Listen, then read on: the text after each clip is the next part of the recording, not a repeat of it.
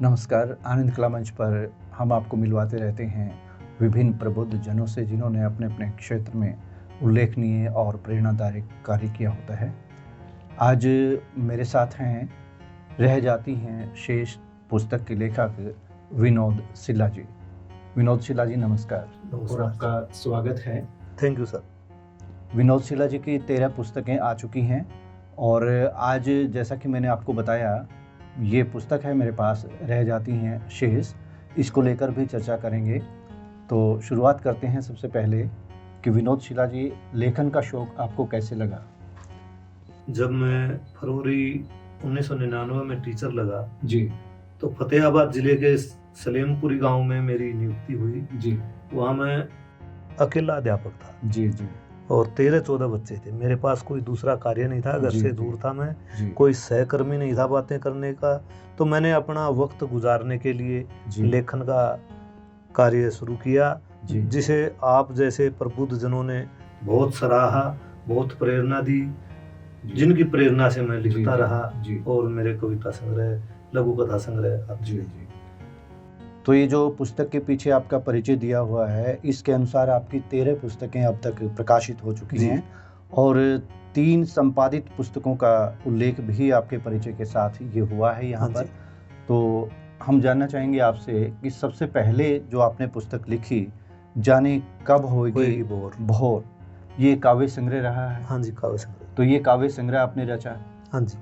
तो इसमें क्या कुछ आपने दिखाया है जाने कब होगी भोर में? जाने कब होएगी भोर में हमारे आसपास की समस्याओं को उठाया गया है। जी जी प्रत्येक क्षेत्र की, शिक्षा जगत की, स्वास्थ्य जी। जगत की, अपने आसपास की तमाम समस्याएं, जिन समस्याओं से प्रत्येक व्यक्ति हर दिन 2-4 होता है, उन समस्याओं को इस संग्रह के माध्यम से उठाया गया है। इस संग्रह की तमाम कविताएं किसी न किसी सामाजिक बुराई या किसी न किसी समस्या को केंद्र में रख के सर्जित की गई है। इसकी भूमिका डॉक्टर रूपदेव गुण जी ने लिखी और ये संग्रह 2011 में प्रकाशित हुआ जी। तो विनोद सिल्ला जी, जहाँ तक हम समझते हैं, जब भी कोई व्यक्ति साहित्य के क्षेत्र में आता है, समाज सेवा के क्षेत्र में आता है, तो वो कहीं ना कहीं से प्रेरित होता है।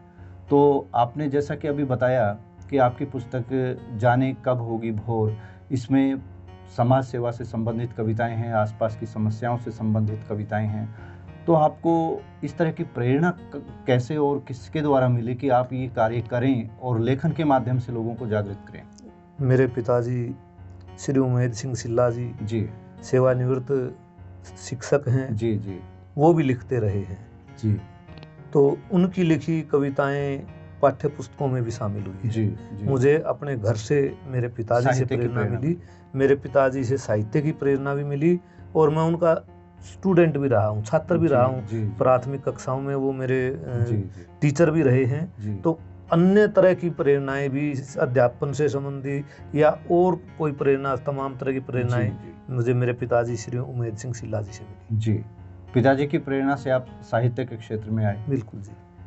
उसके बाद डॉक्टर रूपदेव गुण जी, अमृतलाल मदान जी और बहुत प्रबुद्ध साहित्य के क्षेत्र में जिनकी लंबी चौड़ी साधना है, आप जैसे मनीषी मिले जो तमाम मेरी प्रेरणा के स्रोत रहे हैं। मेरे टोहाना शहर के लेखक डॉक्टर विकास आनंद जी, सरदार बलवंत सिंह मान जी, ओम प्रकाश लांगयान जी, वो भी मुझे बार बार कहते रहे कि आप अच्छा लिखते हैं जी और इनको पुस्तक का रूप दिया जाना चाहिए। उन सब के आग्रह से, उन सब के आदेश से मैंने लेखन शुरू किया और पहला संग्रह मेरा जाने कब होएगी भोर प्रकाशित हुआ, जिसको पाठकों ने बहुत सराहा, शुद्धिजनों ने बहुत सराहा जी। आपने अपने साहित्यिक मित्रों का उल्लेख किया, प्रेरक व्यक्तित्व जो आपके जीवन में आए उनका उल्लेख किया। तो इसी तरह से कुछ मित्र आपके स्कूल कॉलेज के समय के भी रहे होंगे, तो उनके बारे में यदि कुछ चर्चा हो जाए तो मेरे ख्याल से अच्छा रहेगा। मेरे स्कूल कॉलेज के बहुत से मित्र हैं जो बहुत से सम्मानित पदों पर आसीन हैं, सम्मानित पदों को सुशोभित कर रहे हैं। लेकिन साहित्य जगत में मेरा एक ही क्लासमेट है, दिलबाग सिंह विर्क। दिलबाग सिंह विर्क बहुत अच्छे साहित्यकार हैं जी। वो साहित्य साधना में रत हैं। बाकी मेरा अन्य कोई सहपाठी या सहकर्मी लेखन में से नहीं जुड़ा हुआ। अच्छा, चलिए, सहकर्मी कोई आपका लेखन से नहीं जुड़ा और आपके सहपाठियों में से केवल दिलबाग सिंह विर्क जी साहित्य के क्षेत्र में हैं। तो अब बात करते हैं परिवार की। परिवार में आपके पिताश्री से आपको साहित्य की प्रेरणा मिली। बिल्कुल। तो आपके बाद इस विरासत को संभालने के लिए आपके परिवार की क्या स्थिति है, बच्चों की क्या स्थिति है कि वो साहित्य को संभाल पाएंगे, आपकी परंपरा को आगे बढ़ा पाएंगे? बेटा अनमोल है जी, उसकी लेखन में कोई रुचि नहीं है जी। बेटी लाक्षा है, वो लिख सकती है, उसने बहुत सी कविताएं, दर्जन भर कविताएं लिखी हैं। और जो मेरी एक पुस्तक है दुखिया का दुख, मेरे द्वारा संपादित है जी, उसमें बहुत से रचनाकारों की, नवोदित रचनाकारों की, स्थापित रचनाकारों की रचनाएं उस संग्रह में शामिल हैं। उसमें बेटी लाक्षा की भी 5 कविताएं शामिल हैं। कभी कभार मेरी जीवन संगिनी श्रीमती मीना रानी भी लिख लेती हैं। तो उन्होंने भी बहुत से संग्रहों में उनकी रचनाएं शामिल हुई हैं, वो भी लिख लेती हैं। और बेटी, मुझे लगता है कि बेटी साहित्य में कुछ न कुछ मेरी परंपरा को आगे बढ़ाने का प्रयास करेगी। आपने जीवन संगिनी के बारे में बताया कि वो भी लिख लेती हैं, तो उनके व्यवसाय के बारे में बताइए कि क्या कुछ करेंगे? जीवन संगिनी श्रीमती मीना रानी गणित अध्यापिका के पद पर कार्यरत हैं। शिक्षा जगत में 2011 से अपनी सेवाएं दे रही हैं और यदा कदा कविताएं लिख लेती हैं। हमेशा तो नहीं लिखती, यदा कदा लिख लेती हैं। क्योंकि साहित्य और गणित का 36 का आंकड़ा हमेशा बताया गया। चलिए, खैर, अच्छी बात है कि वो यदा कदा लिख लेती हैं। और आपको टोकती तो नहीं साहित्य? नहीं, मेरे को परिवार से पूरा सहयोग मिलता है जी। मैं व्याकरण से संबंधित उनके साथ मंत्रणा भी करता हूँ, चर्चा भी करता हूँ जी। मात्राओं की गणना गणित से करती हूँ। मेरा सहयोग करती हैं और दिक्कत कोई नहीं। अच्छी बात है। तो आपकी ये जो पुस्तक है रह जाती हैं शेष, इससे आप अपनी पसंदीदा कविताएं यदि पाठकों से साझा करना चाहें तो आपके हाथ में है। मेरी इस संग्रह की पहली लघु कविता है नजरिया जी। सबकी नजर और सबका नजरिया, सबकी नजर और सबका नजरिया नहीं है एक जैसा, तो मैं सबके लिए नहीं हो सकता अच्छा और न ही सबके लिए बुरा। मैं हूँ वैसा ही, मैं हूँ वैसा ही जिसने जैसा जाना, मैं हूँ वैसा ही जिसने जैसा जाना। जी, आपने बिल्कुल यथार्थ को स्पष्ट किया अपनी इस कविता में। कोई और कविता इस संग्रह से? वह बात नहीं जी। क्या कुछ नहीं बदला उम्र के साथ साथ, क्या कुछ नहीं बदला उम्र के साथ साथ, होती है शाम तो अब भी, होती है शाम तो अब भी, परंतु वैसी नहीं। आता है रविवार अब भी, लेकिन तब बात कुछ और थी। घर में पकवान अब भी बनते हैं, घर में पकवान अब भी बनते हैं, पर वह बात नहीं, पर वह बात नहीं। ये चीजें आज भी हो रही हैं, बचपन में भी होती थी। बचपन में इनका जो चाव होता था, वो चाव कहीं ना कहीं पीछे छूट गया। जी बिल्कुल, पल पल बदलते हुए समय के साथ हर चीज़ बदलती है इस दुनिया में, और उसी बदलाव को आपने रेखांकित किया। और अलावा इसके जो आपकी गतिविधियां हैं साहित्य के अलावा, उनके बारे में यदि कुछ बताना चाहें तो आपके पास काफ़ी समय है आज कैमरे के सामने बात करने का। मैं समाज में कहीं भी कोई भी कुरीति मेरे को प्रतीत होती है जी, उस कुरीति के प्रति मैं समाज में जाता हूँ। समाज के बिल्कुल अंतिम पायदान पर बैठे व्यक्ति तक मैं पहुँचने का प्रयास करता हूँ। उन कुरीतियों को दूर करने के लिए समाज में जो भी मेरे को लगता है कि ये समस्याएं हैं, ये बुराइयां हैं, उन तक पहुंचने का प्रयास करता हूं। समाज के अंतिम छोर पर बैठे लोगों तक शिक्षा पहुंचे, इसके लिए मैं प्रयासरत हूं। मैं सिर्फ एक वेतन के लिए कार्य करने वाला अध्यापक नहीं हूं, मैं स्कूल टाइम के बाद भी शिक्षा के लिए कार्य करता हूं। मैं और मेरी जीवन संगिनी छुट्टी के बाद अपने घर में भी एक्स्ट्रा अतिरिक्त समय देते हैं बच्चों को, और जहाँ भी महसूस होता है कि वहाँ मेरी ज़रूरत है समाज को, उन तभी गतिविधियों में मैं शामिल रहता हूँ। समाज के अंतिम छोर तक जागरूकता की किरण पहुँचे, इसके लिए मैं प्रयासरत हूँ। जी, आप अपने विभाग से क्या अपेक्षा रखते हैं कि आपके कार्यों का, आपकी गतिविधियों का वो सम्मान करते हैं या कर पाएंगे? ये आपने बहुत मुश्किल प्रश्न पूछ लिया। जैसे देखिए, वैसे ही करेगा। जैसे गणतंत्र दिवस है, स्वतंत्रता दिवस है, इन मौक़ों पर शिक्षकों को सम्मानित किया जाता है, उनके नाम भिजवाए जाते हैं विद्यालय मुखिया के द्वारा, लेकिन बाद में सुनने को मिलता है, देखने को मिलता है कि मुखिया ने मनमानी की और किसी कम काम करने वाले अध्यापक का नाम भिजवा दिया और श्रेष्ठ काम करने वाला, उत्कृष्ट प्रदर्शन करने वाला रह गया। तो क्या ऐसा कोई अनुभव आपका रहा है? दरअसल सर, गणतंत्र दिवस पर, स्वतंत्रता दिवस पर ईमानदार अधिकारी कर्मचारी सम्मानित होने से कतराता है। अच्छा। क्योंकि सम्मानित होने वालों में नकारा लोगों की संख्या बहुत ज़्यादा होती है। अगर कोई ईमानदार व्यक्ति, मेरे शहर की बात है, मैंने एक लघु कथा में भी लिखा है, लघु कथा का शीर्षक भी अपमानित है कि अन्य नकारा कर्मचारी अधिकारियों के साथ शिक्षक धर्मवीर सम्मानित होकर अपमानित सा महसूस कर रहा था। आपकी इस लघु कथा ने सारा भेद खोल दिया इस प्रक्रिया का।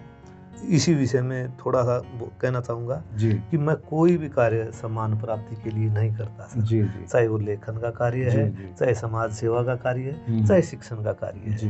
किसी को ठीक लगेगा तो सराह देगा, ठीक नहीं लगेगा उसकी मर्जी है, उपेक्षा करे ना करे, क्या करे क्या न करे, मैं अपना कार्य करता रहूँगा सर। चलो ठीक है, बहुत बढ़िया आपकी सोच है। अब आते हैं एक अन्य प्रश्न की तरफ कि आजकल सोशल मीडिया का ज़माना है, और तो इस संदर्भ में जो सरकारी जनमाध्यम है जैसे कि आकाशवाणी, दूरदर्शन, क्या उन पर भी कभी आपको अवसर मिला है? नहीं, मेरे को कभी अवसर नहीं मिला। दूरदर्शन पे मेरे साहित्यिक मित्र हैं, वो रेडियो पे, दूरदर्शन पे जाते रहे हैं, लेकिन हर जगह सेटिंग होती है जी। अच्छा अच्छा, सेटिंग होती है, चेहरे देखे जाते हैं, व्यक्ति विशेष देखा जाता है, पहुंच देखी जाती है। तो क्या कभी आपके मन में नहीं आया कि आप भी आकाशवाणी पे जाएं, दूरदर्शन पे जाएं और अपनी कविताएं प्रस्तुत करें या कोई और साहित्यिक रचना प्रस्तुत करें? देखो, इच्छाएं प्रत्येक व्यक्ति की होती हैं जी। मेरी भी होती है कि मैं अधिक से अधिक लोगों तक पहुंचूं, दूरदर्शन के माध्यम से पहुंचूं या आकाशवाणी के माध्यम से पहुंचूं। जन जन तक पहुंचने के लिए मैं सोशल मीडिया का भरपूर प्रयोग करता हूँ, जैसे यूट्यूब का, फेसबुक का, इंस्टाग्राम का, व्हाट्सएप का मैं भरपूर प्रयोग करता हूँ। मेरा प्रयास होता है कि जन जन तक मेरी रचनाएं पहुँचे। तो ऐसे में आकाशवाणी पर भी प्रत्येक व्यक्ति जाना चाहेगा, मैं भी जाना चाहूँगा। दूरदर्शन पर भी प्रत्येक व्यक्ति जाना चाहेगा, मैं भी जाना चाहूँगा। लेकिन दूरदर्शन और आकाशवाणी मुझे सरकारी जनमाध्यम बुलाते नहीं, मेरी पहुँच से दूर प्रतीत होते हैं। तो उनको नज़दीक लाने के लिए या उनके पास जाने के लिए क्या कुछ किया जाना चाहिए आपके हिसाब से? मेरे हिसाब से दूरदर्शन और आकाशवाणी प्रत्येक सृजनात्मक कार्य करने वाले का हक है जी, बिल्कुल। और उस सृजनात्मक कार्य करने वाले तक आकाशवाणी की, दूरदर्शन की पहुंच होनी चाहिए। आकाशवाणी और दूरदर्शन तक सृजन कार्य में लगे प्रत्येक व्यक्ति की पहुंच होनी चाहिए, प्रत्येक पीड़ित की पहुंच होनी चाहिए, प्रत्येक जरूरतमंद की आकाशवाणी और दूरदर्शन तक पहुंच होनी चाहिए। ये मैं ऐसी अपेक्षा करता हूँ। तो अब बात करते हैं प्रदेश में जो साहित्य अकादमी है उसको लेकर के आप क्या कहना चाहेंगे, उसकी गतिविधियों को लेकर के? क्योंकि वो तो बात हुई अपनी सरकारी जनमाध्यमों की, और इसी तरह से प्रत्येक प्रदेश में एक साहित्य अकादमी होती है जो अपने प्रदेश के साहित्यकारों को बढ़ावा देती है, उनको आगे लाने के लिए तरह तरह की गतिविधियाँ आयोजित करती है, कार्यक्रम आयोजित करती है। तो अपने प्रदेश की जो साहित्य अकादमी है उसको लेकर आप क्या कहना चाहेंगे? साहित्य अकादमी प्रदेश की सरकारें चलाती हैं जी। सरकारों की व्यक्तिगत रुचियां होती हैं जी जी, व्यक्तिगत विचारधारा होती है। तो जो सरकारें जिन अकादमियों को चलाती हैं, अगर वो उनकी इच्छाएं पूर्ति करते हैं तो उनको वो मौका देते हैं। अच्छा, साहित्य अकादमी का एक उपक्रम होता है कि वो पुस्तक प्रकाशन के लिए अनुदान देती है। क्या आपने कभी ऐसा प्रयास किया कि कोई पुस्तक की पांडुली पे आपने वहाँ पे भिजवाई हो? आज तक जितना भी प्रकाशन हुआ मेरे निजी प्रयासों से हुआ है। मैंने आज तक किसी पुस्तक के लिए अनुदान नहीं मांगा। नहीं मांगा नहीं या दिया नहीं? मांगा ही नहीं। और उसमें कुछ एक शर्तें होती हैं। वो शर्तें लेखक को हाथ और पैर बांध के पानी में डालकर तैरने के लिए बोलती हैं। किसी शर्त का उदाहरण? ये चीज़ें नहीं लिखनी, इन चीज़ों पे रचना नहीं होनी चाहिए, पुस्तक में इस चीज़ का उल्लेख नहीं होना चाहिए। तो इस तरह की शर्तें होती हैं। मतलब लेखक तो स्वतंत्र है और वो अपनी स्वतंत्रता का उपयोग करना चाहिए। और वो चाहते हैं कि किसी व्यक्ति को उसके हाथ पैर बांध के पानी में छोड़ दें और उसको तैरने के लिए कहें, जो असंभव है। जी जी। तो मैं उनकी शर्तें शायद पूरी नहीं करता, इसलिए मैंने अनुदान के लिए भी नहीं भेजा। जी जी। और शायद मैं सरकार की जो रुचियां हैं उन रुचियों के अनुरूप भी कार्य नहीं कर रहा। अच्छा। और जो सरकार की विचारधाराएं हैं उनके अनुरूप भी मैं कार्य नहीं कर रहा। अच्छा, एक बात बताइए, बीच में मैं टोकना चाहूँगा, पुस्तकालय का उपयोग आप कितना करते हैं? मेरा निजी पुस्तकालय है जिसमें 1000-1500 पुस्तकें हैं। जी जी। और मैं भी और मेरे पिताजी भी पुस्तकालय उपयोग भरपूर करते हैं। जी। मेरे से अधिक मेरे पिताजी करते हैं। जी। आपके पिताश्री भी पुस्तकालय का उपयोग करते हैं, आप भी करते हैं? हाँ जी, वो भी बहुत पाठक हैं।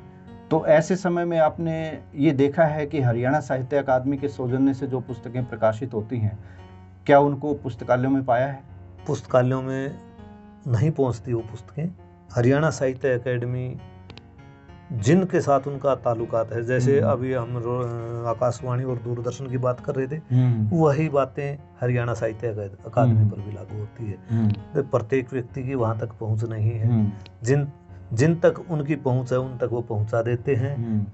ये नहीं कह सकते हम कि हरियाणा के प्रत्येक या एक्टिव सृजनकार तक उनकी रचनाएं या उनकी पुस्तकें पहुंचती हैं, ये नहीं कह सकते। देखिए, जहाँ तक मेरा अपना विचार है कि हरियाणा साहित्य अकादमी सरकार के इशारे पे काम करती है, आपने भी ऐसा ही कहा, तो संभव है कि इसके लिए खर्चा भी सरकार देती है। बिल्कुल बिल्कुल। तो सरकार के खर्चे पर जो पुस्तकें प्रकाशित होती हैं उनको कम से कम हमारे जिला पुस्तकालयों में तो होना ही चाहिए। बिल्कुल, जिला पुस्तकालयों में होनी चाहिए। प्रत्येक विद्यालय में, प्रत्येक महाविद्यालय में, प्रत्येक यूनिवर्सिटी में पुस्तकें पहुंचनी चाहिए। मैं 2011 में मेरी पहली पुस्तक प्रकाशित हुई थी। तो मैं बहुत लंबे समय से लेखन कार्य में रत हूँ। मेरे घर के पते पर आज तक मात्र एक बार हरियाणा साहित्य अकादमी की एक निर्देशिका आई थी, जिसमें हरियाणा भर के साहित्यकारों के सचित्र विवरण थे, उनमें मेरा भी था। सिर्फ वो मुझे मिली है। इसके अतिरिक्त एक जो इनकी वो हर साल सम्मान के लिए आवेदन मांगे जाते हैं, वो पुस्तिका आती है। इसके अतिरिक्त मेरे पास आज तक कुछ नहीं है। अच्छा, अकादमी की एक पत्रिका है हरिगंधा, क्या उसके लिए आपने कभी प्रयास किया रचना भिजवाने का? मैं उसका पाठक रहा हूँ जी। कई साल तक मेरे घर आती रही है, लेकिन अब नहीं आ रही। उसमें मेरी रचनाएं भी 2-4 प्रकाशित हुई हैं। कभी पुस्तक समीक्षा के लिए भी वहाँ पर आपने अपनी कोई पुस्तक भिजवाई है? हाँ, पुस्तकें भिजवाई है मैंने। आपकी समीक्षा लगी है उसमें? समीक्षा मेरे विचार में तो लगी नहीं, लगी है तो वो उसकी लेख की प्रति मेरे पास आई नहीं। कितना समय हो गया उसको भिजवाए हुए? 2-3 साल हो गए। 2-3 साल से आपको पुस्तक की समीक्षा की प्रति ही नहीं मिली? कि वो नहीं मिली। सूचना भी नहीं मिली कि वो हरियाणा साहित्य अकादमी की पत्रिका हरिगंधा में छपी है या नहीं छपी? नहीं मिली। तो ये एक विचारणीय प्रश्न है दर्शकों। हम चाहेंगे कि हरियाणा साहित्य अकादमी जो प्रदेश के साहित्यकारों के हित में काम कर रही है या काम करने का दावा करती है, उसकी पत्रिका जो है हरिगंधा, उसमें पुस्तक समीक्षाएं प्रकाशित होनी चाहिए। जैसे कि विनोद शिला जी की पुस्तक रह जाती हैं शेष हमारे हाथ में है, इस पुस्तक का परिचय इन्होंने दिया है। इस पुस्तक से 2 कविताएं भी आपके सामने प्रस्तुत की हैं। तो ये भी चाहेंगे कि हरियाणा साहित्य अकादमी की जो पत्रिका है उसमें इस पुस्तक की समीक्षा छपे, और दूसरे लेखक साथी भी चाहेंगे। तो इनसे आज साहित्यिक चर्चा की, आपको अच्छा लगा होगा, हमें इनके साथ चर्चा करके अच्छा लगा। विनोद शिला जी, आपका बहुत बहुत धन्यवाद। कभी समय मिला तो आपसे फिर चर्चा करेंगे। बिल्कुल। नमस्कार।